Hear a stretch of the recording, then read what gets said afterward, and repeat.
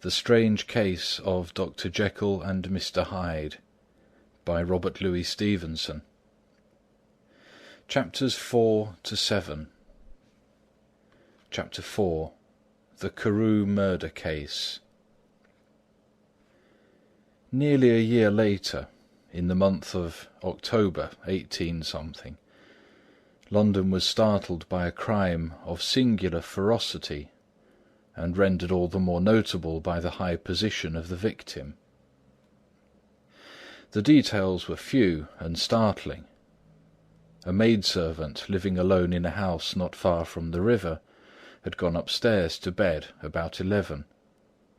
Although a fog rolled over the city in the small hours, the early part of the night was cloudless, and the lane, which the maid's window overlooked, was brilliantly lit by the full moon. It seems she was romantically given, for she sat down upon her box, which stood immediately under the window, and fell into a dream of musing. Never, she used to say with streaming tears, when she narrated the experience, never had she felt more at peace with all men, or thought more kindly of the world. And as she so sat, she became aware of an aged and beautiful gentleman with white hair, drawing near along the lane, and advancing to meet him, another and very small gentleman, to whom at first she paid less attention.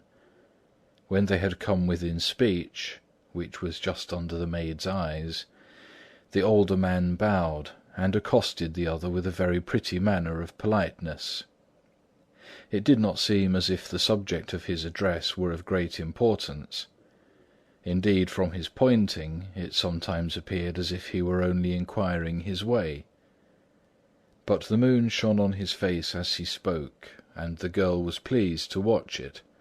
It seemed to breathe such an innocent and old-world kindness of disposition, yet with something high too, as of a well-founded self-content. Presently her eye wandered to the other, and she was surprised to recognize in him a certain Mr. Hyde, who had once visited her master, and for whom she had conceived a dislike.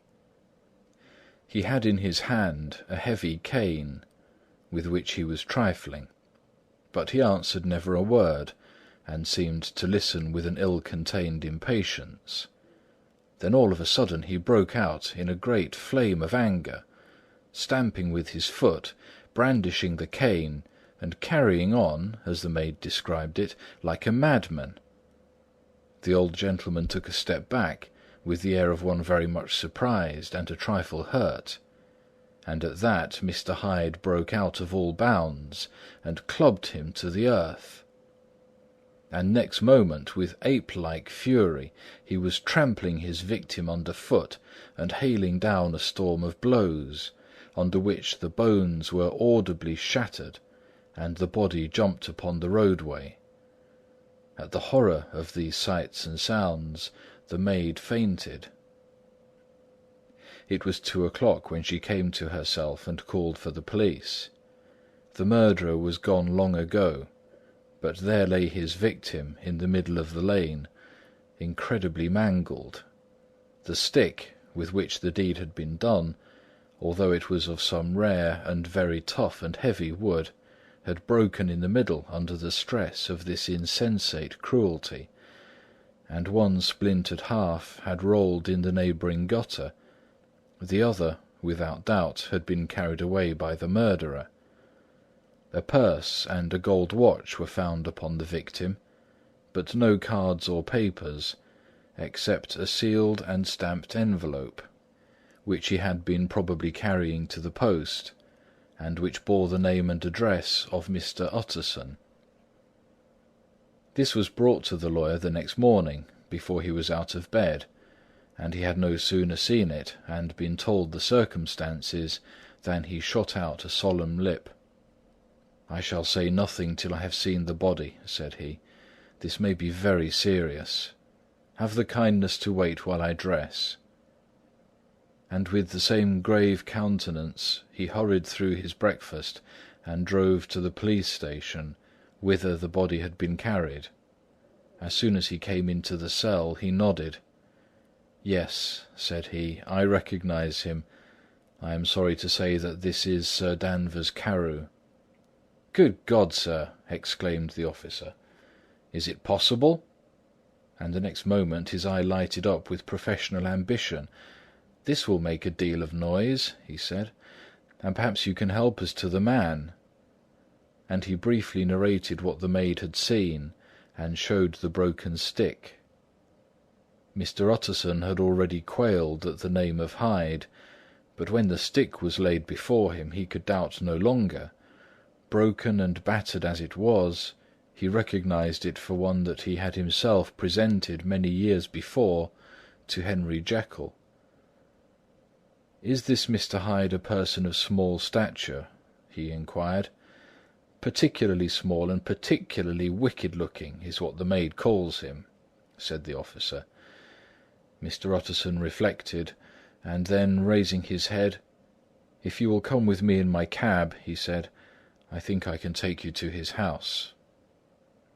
It was by this time about 9 in the morning, and the first fog of the season. A great chocolate-coloured pall lowered over heaven, but the wind was continually charging and routing these embattled vapours, so that as the cab crawled from street to street, Mr. Utterson beheld a marvellous number of degrees and hues of twilight. For here it would be dark like the back end of evening, and there would be a glow of a rich, lurid brown, like the light of some strange conflagration, and here, for a moment, the fog would be quite broken up, and a haggard shaft of daylight would glance in between the swirling wreaths. The dismal quarter of Soho, seen under these changing glimpses, with its muddy ways and slatternly passengers, and its lamps which had never been extinguished, or had been kindled afresh to combat this mournful re-invasion of darkness, seemed, in the lawyer's eyes, like a district of some city in a nightmare. The thoughts of his mind, besides, were of the gloomiest dye, and when he glanced at the companion of his drive, he was conscious of some touch of that terror of the law and the law's officers which may at times assail the most honest. As the cab drew up before the address indicated, the fog lifted a little and showed him a dingy street, a gin palace, a low French eating-house, a shop for the retail of penny numbers and twopenny salads, many ragged children huddled in the doorways, and many women of many different nationalities passing out key in hand to have a morning glass. And the next moment the fog settled down again upon that part, as brown as umber, and cut him off from his blackguardly surroundings. This was the home of Henry Jekyll's favourite, of a man who was heir to 250,000 sterling. An ivory-faced and silvery-haired old woman opened the door. She had an evil face, smoothed by hypocrisy, but her manners were excellent. Yes, she said, this was Mr. Hyde's, but he was not at home. He had been in that night very late, but had gone away again in less than an hour. There was nothing strange in that. His habits were very irregular, and he was often absent. For instance, it was nearly 2 months since she had seen him till yesterday. "Very well, then. We wish to see his rooms," said the lawyer. And when the woman began to declare it was impossible, "I had better tell you who this person is," he added. "This is Inspector Newcomen, of Scotland Yard." A flash of odious joy appeared upon the woman's face. "Ah," said she, "he's in trouble. What has he done?" Mr. Utterson and the inspector exchanged glances. "He don't seem a very popular character," observed the latter. "And now, my good woman, just let me and this gentleman have a look about us." In the whole extent of the house, which but for the old woman remained otherwise empty, Mr. Hyde had only used a couple of rooms, but these were furnished with luxury and good taste. A closet was filled with wine, the plate was of silver, the napery excellent. a good picture hung upon the walls, a gift, as Utterson supposed, from Henry Jekyll, who was much of a connoisseur, and the carpets were of many plies and agreeable in colour. At this moment, however, the rooms bore every mark of having been recently and hurriedly ransacked. Clothes lay about the floor, with their pockets inside out. Lock-fast drawers stood open, and on the hearth there lay a pile of grey ashes, as though many papers had been burned. From these embers the inspector disinterred the butt end of a green cheque-book, which had resisted the action of the fire. The other half of the stick was found behind the door, and as this clinched his suspicions, the officer declared himself delighted. A visit to the bank, where several £1,000s were found to be lying to the murderer's credit, completed his gratification. "You may depend on it, sir," he told Mr. Utterson, "I have him in my hand. He must have lost his head, or he would never have left the stick, or, above all, burned the cheque-book. Why, money's life to the man. We have nothing to do but wait for him at the bank and get out the handbills." This last, however, was not so easy of accomplishment, for Mr. Hyde had numbered few familiars. Even the master of the servant-maid had only seen him twice. His family could nowhere be traced. He had never been photographed, and the few who could describe him differed widely, as common observers will.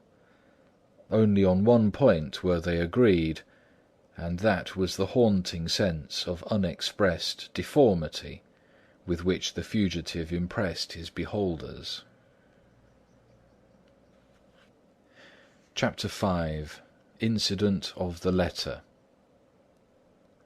It was late in the afternoon when Mr. Utterson found his way to Dr. Jekyll's door, where he was at once admitted by Poole, and carried down by the kitchen offices and across a yard, which had once been a garden, to the building which was indifferently known as the laboratory, or the dissecting rooms.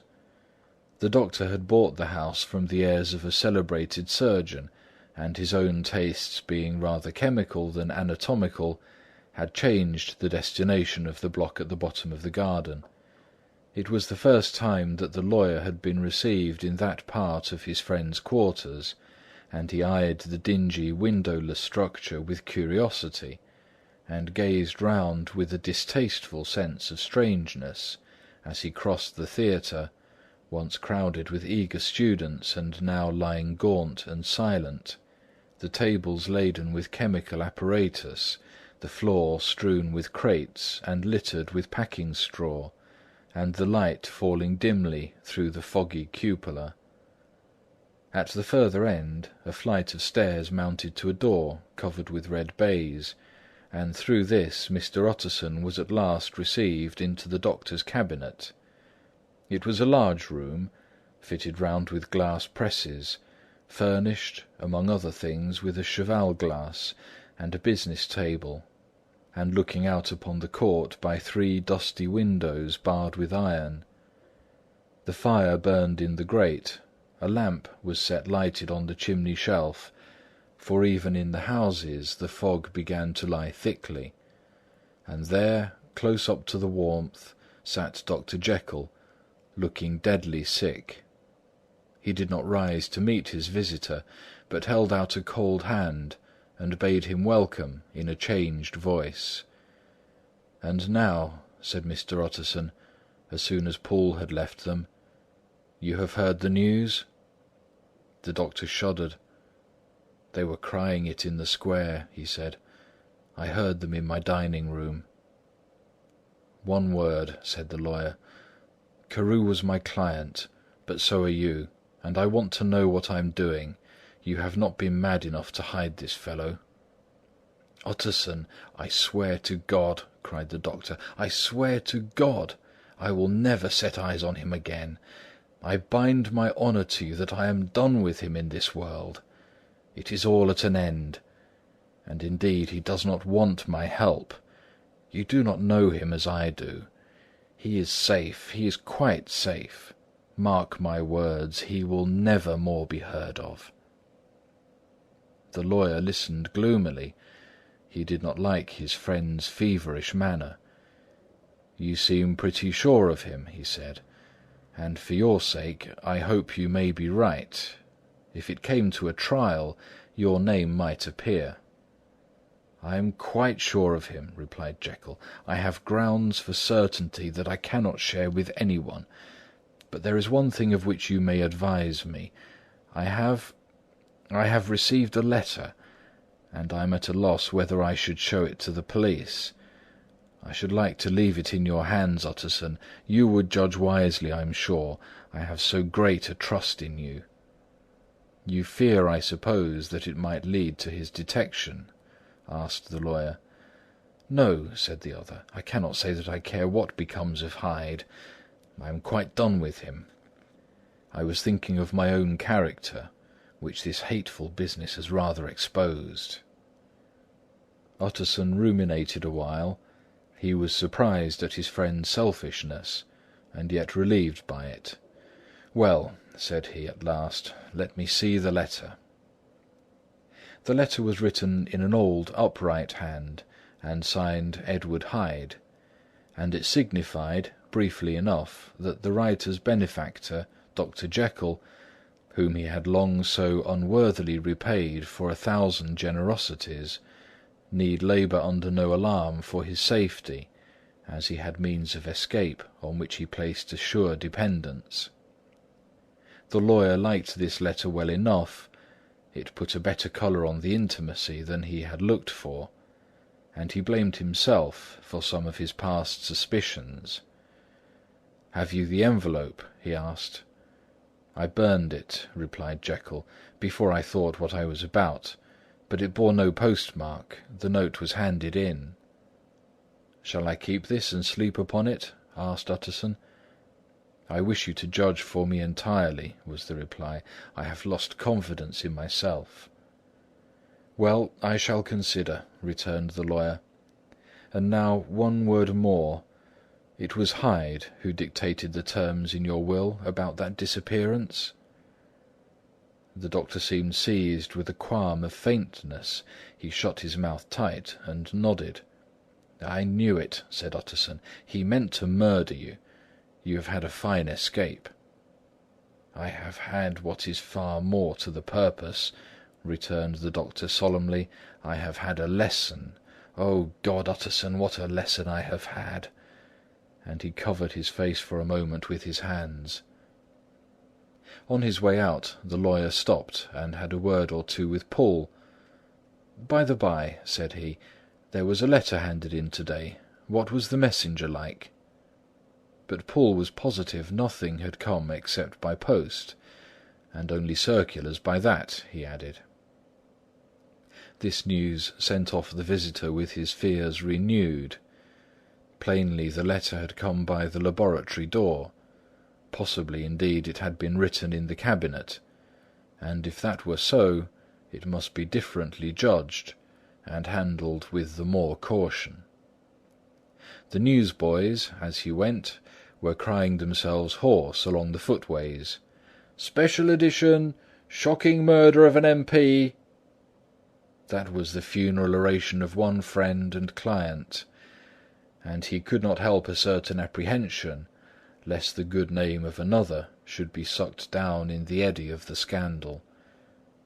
It was, at least, a ticklish decision that he had to make, and self-reliant as he was by habit, he began to cherish a longing for advice. It was not to be had directly, but perhaps, he thought, it might be fished for. Presently after, he sat on one side of his own hearth, with Mr. Guest, his head clerk, upon the other, and midway between, at a nicely calculated distance from the fire, a bottle of a particular old wine that had long dwelt unsunned in the foundations of his house. The fog still slept on the wing above the drowned city, where the lamps glimmered like carbuncles, and through the muffle and smother of these fallen clouds the procession of the town's life was still rolling in through the great arteries, with a sound as of a mighty wind. But the room was gay with firelight. In the bottle the acids were long ago resolved, the imperial dye had softened with time, as the colour grows richer in stained windows, and the glow of hot autumn afternoons on hillside vineyards was ready to be set free and to disperse the fogs of London. Insensibly the lawyer melted. There was no man from whom he kept fewer secrets than Mr. Guest, and he was not always sure that he kept as many as he meant. Guest had often been on business to the doctor's. He knew Poole. He could scarcely have failed to hear of Mr. Hyde's familiarity about the house. He might draw conclusions. Was it not as well, then, that he should see a letter which put that mystery to rights? And above all, since Guest, being a great student and critic of handwriting, would consider the step natural and obliging. The clerk, besides, was a man of counsel. He would scarce read so strange a document without dropping a remark, and by that remark Mr. Utterson might shape his future course. "This is a sad business about Sir Danvers," he said. "Yes, sir, indeed. It has elicited a great deal of public feeling," returned Guest. "The man, of course, was mad." "I should like to hear your views on that," replied Utterson. "I have a document here in his handwriting. It is between ourselves, for I scarce knew what to do about it. It is an ugly business at the best. But there it is, quite in your way, a murderer's autograph." Guest's eyes brightened, and he sat down at once and studied it with passion. "No, sir," he said, "not mad. But it is an odd hand." "And by all accounts a very odd writer," added the lawyer. Just then the servant entered with a note. "Is that from Dr. Jekyll, sir?" inquired the clerk. "I thought I knew the writing. Anything private, Mr. Utterson?" "Only an invitation to dinner. Why, do you want to see it?" "One moment. I thank you, sir." And the clerk laid the 2 sheets of paper alongside, and sedulously compared their contents. "Thank you, sir," he said at last, returning both. "It's a very interesting autograph." There was a pause, during which Mr. Utterson struggled with himself. "Why did you compare them, Guest?" he inquired suddenly. "Well, sir," returned the clerk, "there's a rather singular resemblance.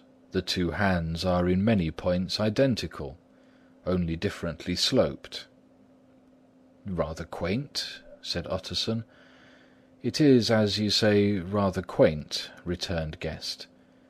"I wouldn't speak of this note, you know," said the master. "No, sir," said the clerk, "I understand." But no sooner was Mr. Utterson alone that night than he locked the note into his safe, where it reposed from that time forward. "What!" he thought, "Henry Jekyll forge for a murderer!" And his blood ran cold in his veins. Chapter 6. Remarkable Incident of Dr. Lanyon. Time ran on. Thousands of pounds were offered in reward, for the death of Sir Danvers was resented as a public injury. But Mr. Hyde had disappeared out of the ken of the police as though he had never existed.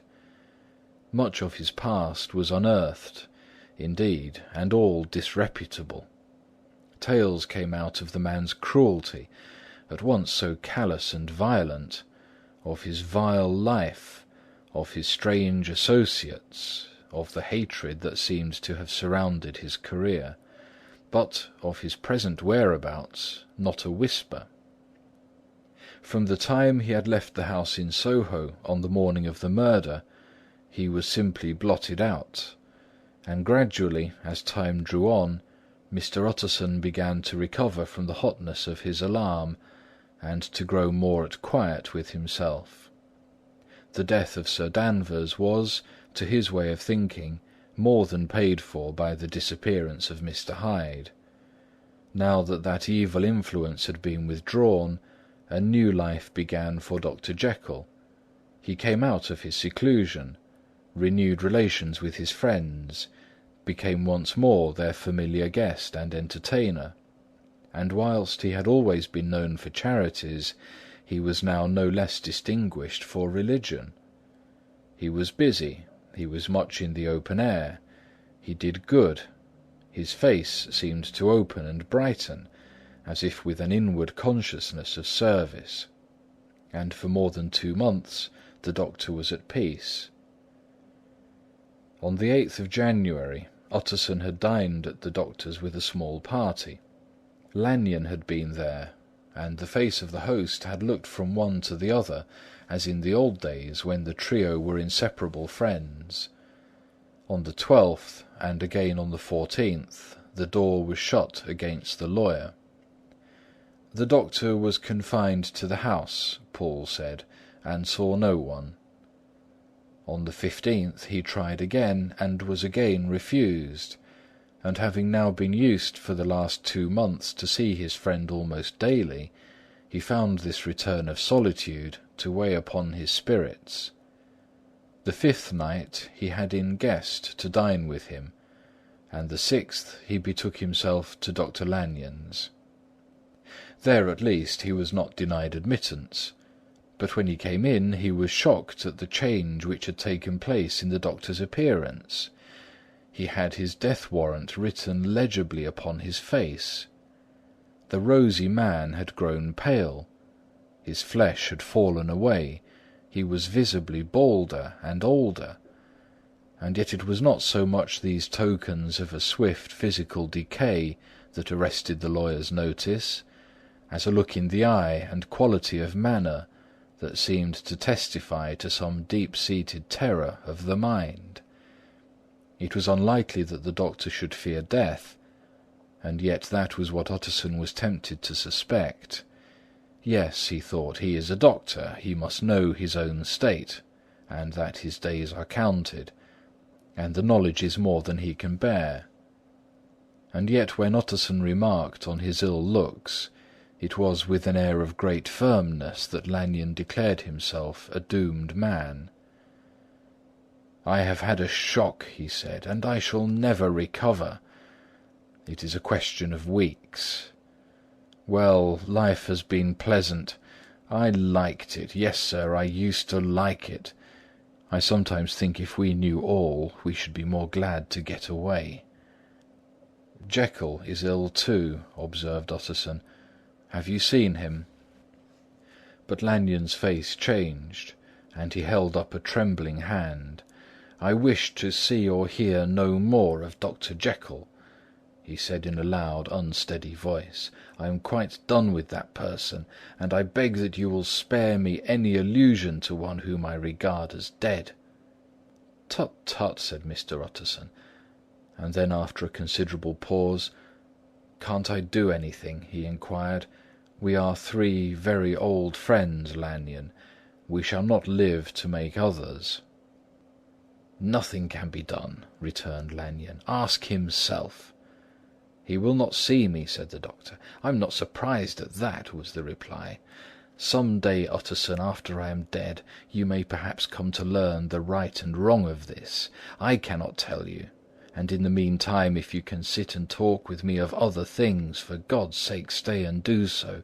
But if you cannot keep clear of this accursed topic, then, in God's name, go, for I cannot bear it." As soon as he got home, Utterson sat down and wrote to Jekyll, complaining of his exclusion from the house and asking the cause of this unhappy break with Lanyon, and the next day brought him a long answer, often very pathetically worded, and sometimes darkly mysterious in drift. The quarrel with Lanyon was incurable. "I do not blame our old friend," Jekyll wrote, "but I share his view that we must never meet. I mean from henceforth to lead a life of extreme seclusion. You must not be surprised, nor must you doubt my friendship, if my door is often shut even to you. You must suffer me to go my own dark way. I have brought on myself a punishment and a danger that I cannot name. If I am the chief of sinners, I am the chief of sufferers also. I could not think that this earth contained a place for sufferings and terrors so unmanning. And you can do but one thing, Utterson, to lighten this destiny, and that is to respect my silence." Utterson was amazed. The dark influence of Hyde had been withdrawn. The doctor had returned to his old tasks and amities. A week ago the prospect had smiled with every promise of a cheerful and an honoured age, and now in a moment friendship and peace of mind and the whole tenor of his life were wrecked. So great and unprepared a change pointed to madness. But in view of Lanyon's manner and words, there must lie for it some deeper ground. A week afterwards Dr. Lanyon took to his bed, and in something less than a fortnight he was dead. The night after the funeral, at which he had been sadly affected, Utterson locked the door of his business room, and sitting there by the light of a melancholy candle, drew out and set before him an envelope addressed by the hand and sealed with the seal of his dear friend. Private, for the hands of J. G. Utterson alone, and in case of his predecease, to be destroyed unread. So it was emphatically superscribed, and the lawyer dreaded to behold the contents.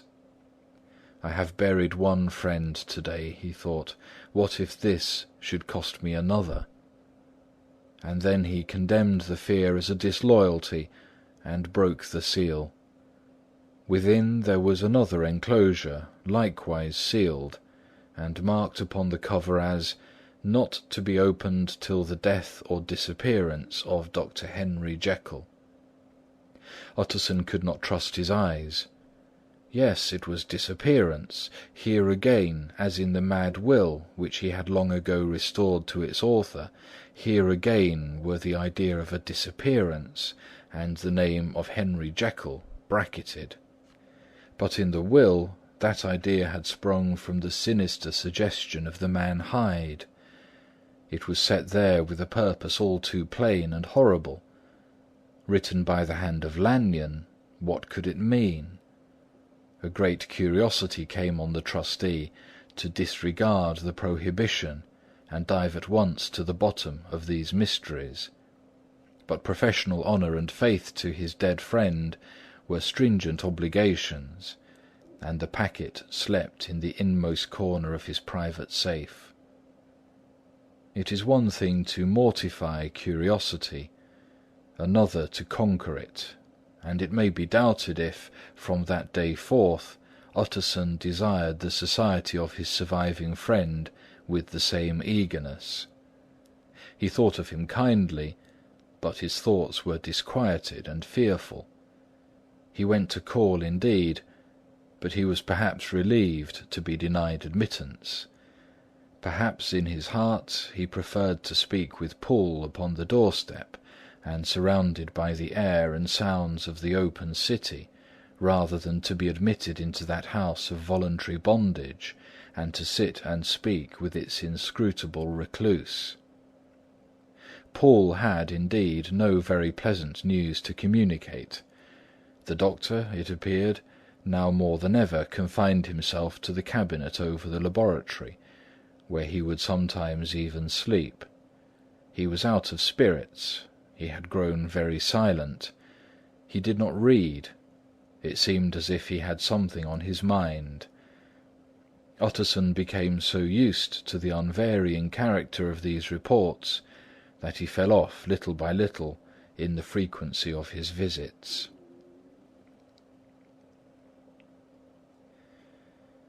Chapter 7. Incident at the Window. It chanced on Sunday, when Mr. Utterson was on his usual walk with Mr. Enfield, that their way lay once again through the by-street, and that when they came in front of the door, both stopped to gaze at it. "Well," said Enfield. "That story's at an end at least. We shall never see more of Mr. Hyde." "I hope not," said Utterson. "Did I ever tell you that I once saw him, and shared your feeling of repulsion?" "It was impossible to do the one without the other," returned Enfield. "And by the way, what an ass you must have thought me, not to know that this was a back way to Dr. Jekyll's. It was partly your own fault that I found out, even when I did." "So you found it out, did you?" said Utterson. "But if that be so, we may step into the court and take a look at the windows. To tell you the truth, I am uneasy about poor Jekyll, and even outside I feel as if the presence of a friend might do him good." The court was very cool and a little damp, and full of premature twilight, although the sky, high up overhead, was still bright with sunset. The middle one of the three windows was halfway open, and sitting close beside it, taking the air with an infinite sadness of mien, like some disconsolate prisoner, Utterson saw Dr. Jekyll. "What, Jekyll!" he cried. "I trust you are better?" "I am very low, Utterson," replied the doctor drearily. "Very low. It will not last long, thank God." "You stay too much indoors," said the lawyer. "You should be out, whipping up the circulation like Mr. Enfield and me. This is my cousin, Mr. Enfield, Dr. Jekyll. Come now, get your hat and take a quick turn with us." "You are very good," sighed the other. "I should like to very much, but no, it is quite impossible. I dare not. But indeed, Utterson, I am very glad to see you. This is really a great pleasure. I would ask you and Mr. Enfield up, but the place is really not fit." "Why then," said the lawyer, good-naturedly, "the best thing we can do is to stay down here and speak with you from where we are." "That is just what I was about to venture to propose," returned the doctor with a smile; but the words were hardly uttered before the smile was struck out of his face, and succeeded by an expression of such abject terror and despair as froze the very blood of the two gentlemen below. They saw it but for a glimpse, for the window was instantly thrust down; but that glimpse had been sufficient, and they turned and left the court without a word. In silence, too, they traversed the by-street, and it was not until they had come into a neighbouring thoroughfare, where even upon a Sunday there were still some stirrings of life, that Mr. Utterson at last turned and looked at his companion. They were both pale, and there was an answering horror in their eyes. "God forgive us! God forgive us!" said Mr. Utterson. But Mr. Enfield only nodded his head very seriously, and walked on once more in silence. Chapter 7